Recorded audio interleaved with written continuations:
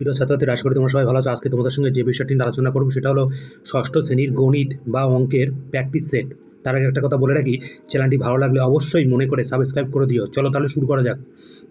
এখানে আমি যে স্কুলের নাম একটা নিয়েছি সেটা হলো এবিসি হাই স্কুল। এই এবিসি হাই স্কুলের ক্লাস 6 সেকেন্ড সামেটিভ এভলিউশন 2024।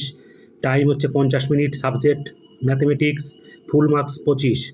যদি প্রশ্ন দেওয়া থাকে তাহলে এইটুকু লেখা থাকবে, আর যদি প্রশ্নে উত্তর করতে হয় তাহলে সেক্ষেত্রে তোমাদের লেখা থাকবে নাম, রোল নাম্বার এবং সেকশন তোমাদের ওখানে লিখতে হবে।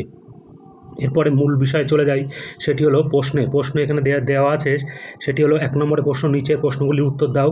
1 গুণ 5 সমান সমান 5, মানে 5টি এখানে 1 নম্বরের প্রশ্ন দেওয়া আছে, 5টি করতে হবে। তার আগে একটা কথা বলে রাখি, তোমরা কিন্তু ভিডিওটি চলাকালীন পজ করে নিয়ে তোমরা দেখতে পারো, অথবা স্ক্রিনশট করে নিয়ে তোমরা কিন্তু প্র্যাকটিস করতে পারো।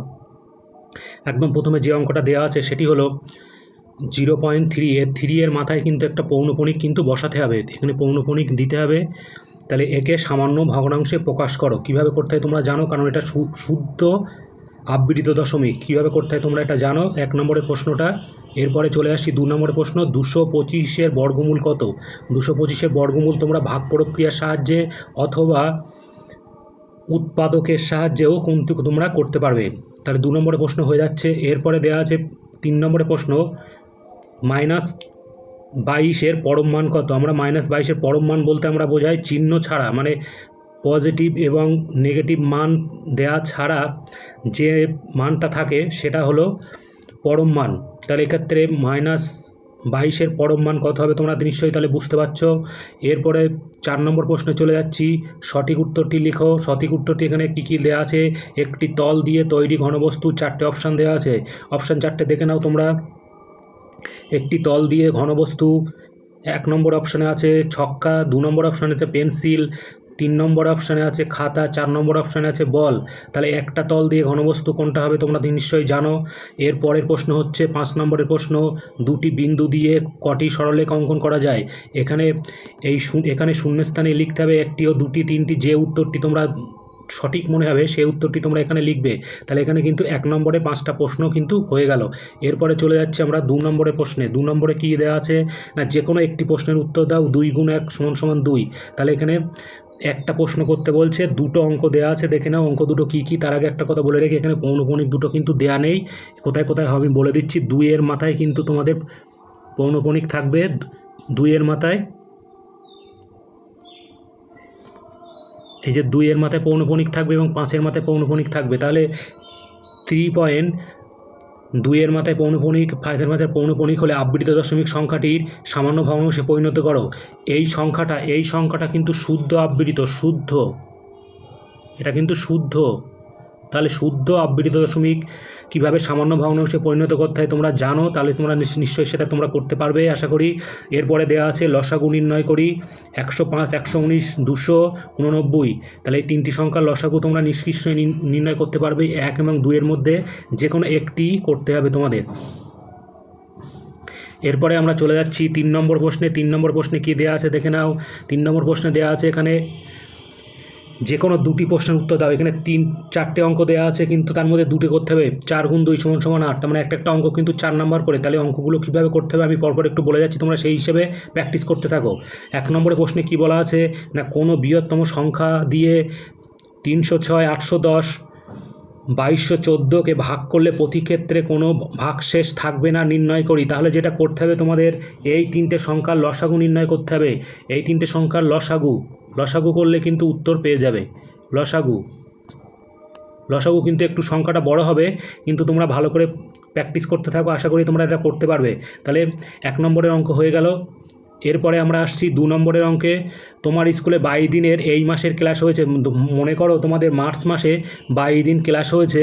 ওই 22 দিনের প্রতিদিনের ছাত্রীদের উপস্থিত সংখ্যা, তোমাদের ক্লাসে যে ছাত্রীরা স্কুলে এসছে তাদের সংখ্যাটা বলে দেওয়া আছে। প্রথম দিনে কত, 23, 28, 34, 29, 25, 30, 28, 26, 29, 30, 22, 25, 26, 29, 30, 31, 21, 27, 25, 13, 32, 28। উপরের কাঁচা তথ্যগুলি সাজিয়ে ট্যালিমার্ক পরিসংখ্যান বিভাজন তালিকা তৈরি করি। তাহলে এখানে যেটা করতে হবে তোমাদের, এখানে 22 দিনের একটা ট্যালিমার্কের বিভাজন তালিকা তোমাদের তৈরি করে নিতে হবে। এটা তোমরা নিশ্চয়ই করতে পারবে আশা করি। এরপরে 3 নম্বর অঙ্কটা তোমরা দেখে নাও। 3 নম্বর অঙ্কে কী আছে না 9585 থেকে কোন ক্ষুদ্রতম সংখ্যা বিয়োগ করলে বিয়োগফল একটি পূর্ণবর্গ সংখ্যা হবে। এই অঙ্কটা খুবই সহজ অঙ্ক, মনে হচ্ছে যেন কঠিন অঙ্ক, কিন্তু বলে রাখছি এটা তোমরা যেটা করবে এই 9585 এটাকে তোমরা করবে হচ্ছে ভাগ প্রক্রিয়ার সাহায্যে বর্গমূল করবে। ভাগ প্রক্রিয়ার সাহায্যে বর্গমূল যেভাবে করতে হয় এইভাবে দাগ দিয়ে তোমরা ভাগ প্রক্রিয়ার সাহায্যে বর্গমূল করবে, করে শেষে দেখবে কিছুটা ভাগশেষ থেকে যাচ্ছে। সেই ভাগশেষটুকু কিন্তু এখানে বিয়োগফল বলছে একটি পূর্ণবর্গ সংখ্যা হবে। সেই ভাগশেষটুকু বিয়োগ করলে যে সংখ্যাটা পাবো সেই সংখ্যাটা কিন্তু পূর্ণবর্গ সংখ্যা হবে। তাহলে 3 নম্বরের অঙ্কটা কিন্তু সহজ অঙ্ক, কঠিন অঙ্ক না। এরপরে দেখে নাও 4 নম্বরের অঙ্কটা কী আছে। 4 নম্বরের অঙ্কে যেটা দেওয়া আছে, একটি আয়তক্ষেত্র বর্গক্ষেত্রের পরিসীমা সমান। তার মানে এমন একটা আয়তক্ষেত্র এবং বর্গক্ষেত্র যাদের পরিসীমা সমান, তাহলে আয়তক্ষেত্রের দৈর্ঘ্য ও প্রস্থ যথাক্রমে 6 সেমি 2 সেমি।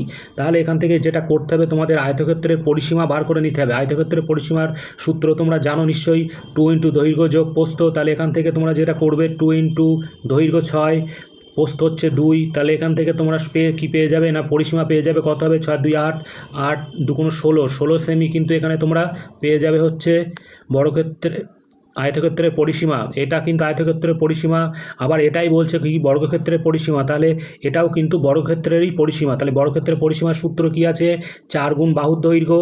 এটাকে তাহলে 4 দিয়ে ভাগ করলে তোমরা বর্গক্ষেত্রের বাহু পেয়ে যাবে। বর্গক্ষেত্রের বাহু পেয়ে গেলে তোমরা যেটা পেয়ে যাবে বর্গক্ষেত্রের ক্ষেত্রফলের সূত্র হচ্ছে বাহু স্কোয়ার, মানে বাহু গুণ বাহু। তাহলে 4 দিয়ে ভাগ করার পর যেটা পাবে সেটার সঙ্গে সেটা গুণ তার সঙ্গে আর একটা সেই সংখ্যাটা মানে বাহুটা গুণ করে দিলে তোমরা কিন্তু এখানে উত্তরটা পেয়ে যাবে। আমি এখানে করলাম না, তোমরা কিন্তু করতে পারবে।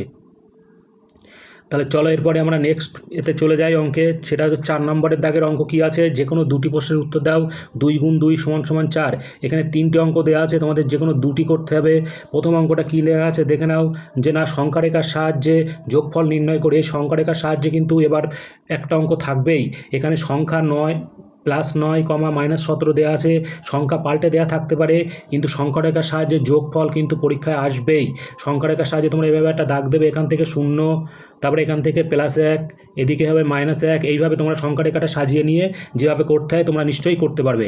তাহলে এরপরে চলে যাচ্ছি আমরা 2 নম্বর সরল করো। সরল তোমরা এখানে খুবই সহজ সরল, 12 ব্র্যাকেটে -3 প্লাস ব্র্যাকেটে +6 এর বিপরীত সংখ্যা। এই +6 এর বিপরীত সংখ্যা কী হবে না, এখানে +6 এর বিপরীত সংখ্যা হবে -6। এই -6 আর বাইরে যেটা কি আছে -3 তার যোগ আর দেয়া আছে 12 বিয়োগ এটা। তাহলে এর পরে কী করতে হবে তোমরা জানো নিশ্চয়ই, এটা আশা করি তোমরা করতে পারবে। আমি আর করলাম না। পরের 3 নম্বরে চলে যাচ্ছি, বিপরীত সংখ্যার সূত্র প্রয়োগ করে বিয়োগ করো। বিয়োগ বলতে আমরা সরাসরি যেভাবে বিয়োগ করি আমরা সেইভাবেই করব। এখানে -25 মাইনাস ব্র্যাকেটে +13, তাহলে যেটা করতে হবে -25 মাইনাসে প্লাসে কী হয় -13 সমান কত হবে তোমরা নিশ্চয়ই জানো সেটা। এটা করলেই কিন্তু উত্তর বেরিয়ে যাবে, এইভাবে করবে তোমরা এটা। তাহলে 3 নম্বর অঙ্কটা হয়ে গেল। এরপরে চলে যাচ্ছি আমরা 5 দাগের অঙ্কে। 5 দাগের অঙ্ক কী আছে দেখে নাও, যে কোনো 3টি প্রশ্নের উত্তর দাও। 2 × 3 = 6। তাহলে এখানে 3টে প্রশ্নের উত্তর করতে হবে তোমাদের 2 নাম্বার করে। কটেই দেওয়া আছে দেখে নাও একবার, 4টি দেওয়া আছে, কিন্তু 4টের মধ্যে তোমাদের এখান থেকে 3টে করতে হবে। তাহলে এক এক করে আমি প্রত্যেকটা প্রশ্ন একটু আলোচনা করে দিচ্ছি তোমরা যাতে তোমাদের করতে সুবিধা হয়। তাহলে 1 নম্বরে কী দেওয়া আছে, স্কেল ও কম্পাসের সাহায্যে 3.5 সেমি ব্যাসার্ধের একটি বৃত্ত অঙ্কন করো। এটার ভিডিও অলরেডি আমার চ্যানেলে দেওয়া আছে, তোমরা সেখান থেকে দেখে নিতে পারো কীভাবে সেটা 3.5 সেমি ব্যাসার্ধের বৃত্ত অঙ্কন করতে হয়। আশা করি তোমরা সেটা পারবে এখান থেকে। তারপরে 2 নম্বরে কী আছে দেখে নাও, সমরেখ বিন্দু ও সমবিন্দু সরলরেখা কাকে বলে। এটারও ভিডিও আমার চ্যানেলে দেওয়া আছে অলরেডি, সেখান থেকে দেখে নিতে পারবো। বিন্দু রেখা তল দিয়ে যে ভিডিওটা আছে সেখান থেকে তোমরা সমরেখ বিন্দু ও সমবিন্দু সরলরেখা কাকে বলে এবং চিত্র বৈশিষ্ট্য সবই তোমরা সেখান থেকে পেয়ে যাবে। এরপরে 3 নম্বর প্রশ্নে চলে যায়। 3 নম্বর প্রশ্নে কী আছে দেখে নাও। 3 নম্বর প্রশ্নে হচ্ছে চিত্রসহ সমান্তরাল সরলরেখার সংজ্ঞা দাও। তাহলে সমান্তরাল সরলরেখা কাকে বলে লিখতে হবে, তারপরে তার ছবি আঁকতে হবে। তোমরা সমান্তরাল সরলরেখার ছবি নিশ্চয়ই জানো, দুটি এরকম পরস্পর ছেদ করবেন এরকম দুটো সরলরেখা। এই সরলরেখাটা দুই দিকে দৈর্ঘ্য বৃদ্ধি করলে কিন্তু কোনো সময় ছেদ করবে না, সেটা সমান্তরাল সরলরেখা। এর ভিডিওটাও দেওয়া আছে আমার চ্যানেলে, অবশ্যই তোমরা দেখে নিতে পারবে। এরপরে 4 নম্বরের প্রশ্ন কী আছে, একটি আয়তঘন বস্তুর ভূমির আকার কেমন, তল সংখ্যা কটি, ধার সংখ্যা, শীর্ষবিন্দুর সংখ্যা। তোমাদের যেটা সুবিধা হবে বললে সেটা হলো তোমাদের যে অঙ্কের বই বা গণিত প্রভা যে বইটি আছে সেই বইটি তোমরা ভূমির আকার বলতে তোমরা বইটি রাখবে একটা কোনো জায়গায়, সেটা চারিদিকে পেন্সিল দিয়ে দাগ দেবে, দাগ দেওয়ার পর বইটি তুলে নিয়ে দেখতে পারবে সেই ছবিটা দেখতে কেমন হয়েছে, সেটা কিন্তু ভূমির আকার হয়ে যাবে। একটি আয়তঘনের ভূমির আকার হচ্ছে সাধারণত যেটা হয় আয়তকার হয়, এরকম আয়তকার হয়, তাহলে ভূমির আকার হবে আয়তকার। এরপরে তল সংখ্যা, ধার সংখ্যা, শীর্ষবিন্দু সংখ্যা সব কটাই তোমরা কিন্তু বই থেকে গুনে নিয়ে বার করে লিখতে পারবে। এর সাথে সাথে আবারও বলে রাখছি, চ্যানেলটি ভালো লাগলে অবশ্যই মনে করে সাবস্ক্রাইব করে দিও। এরপরে তোমরা দেখে নাও এখানে অ্যান্সার কি দেওয়া আছে, অ্যান্সার কি তোমরা এখান থেকে একটা স্ক্রিনশট নিয়ে নিতে পারো। স্ক্রিনশট নিয়ে নেওয়ার পর প্র্যাকটিস করার পর তোমরা সেটা ভালো করে মিলিয়ে দেখতে পারবে অ্যান্সার কি আছে। চ্যানেলটি ভালো লাগলে অবশ্যই মনে করে সাবস্ক্রাইব করে দিও। ধন্যবাদ, ভালো থেকো, সুস্থ থেকো।